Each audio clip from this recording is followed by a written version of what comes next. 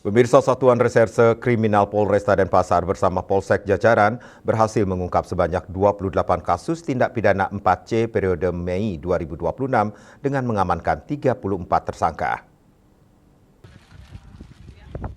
Kapolresta Denpasar Kombes Pol Leonardo de Simatupang mengungkapkan 28 kasus yang diungkap meliputi 12 kasus pencurian kendaraan bermotor dengan 14 tersangka laki-laki, 6 kasus pencurian dengan pemberatan dengan 9 tersangka, 1 kasus pencurian dengan kekerasan atau curas dengan 1 tersangka, serta 9 kasus pencurian biasa lainnya dengan total 10 tersangka.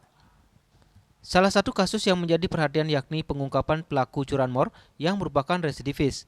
Pelaku diketahui bernama Edi Siswanto, 42 tahun, asal Jember, Jawa Timur, yang berperan sebagai eksekutor pencurian sepeda motor di depan toko antik Jalan Gunung Athena, Padang Sambian Klor, Denpasar Barat. Selain mengamankan para tersangka, polisi berhasil menyita berbagai barang bukti hasil kejahatan. Barang bukti tersebut diantaranya sejumlah uang tunai, rekening bank, beberapa unit sepeda motor, sejumlah telepon genggam berbagai merek, palu, helm, pakaian yang digunakan pelaku saat beraksi, ratusan bungkus rokok, serta tabung gas.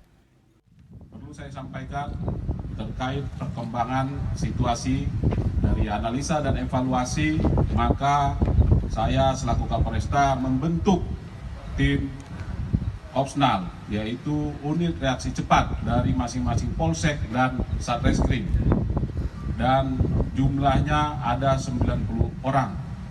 Ini dengan maksud untuk melakukan tindakan pencegahan dan penegakan hukum terhadap kasus 4C yang terjadi di wilayah hukum Polresta Denpasar. Para tersangka dijerat pasal 476 KUHP dengan ancaman hukuman 5 tahun penjara, pasal 477 KUHP dengan ancaman 7 tahun penjara, serta pasal 479 KUHP dengan ancaman pidana maksimal 9 tahun penjara. Rai Swantara, Bali TV.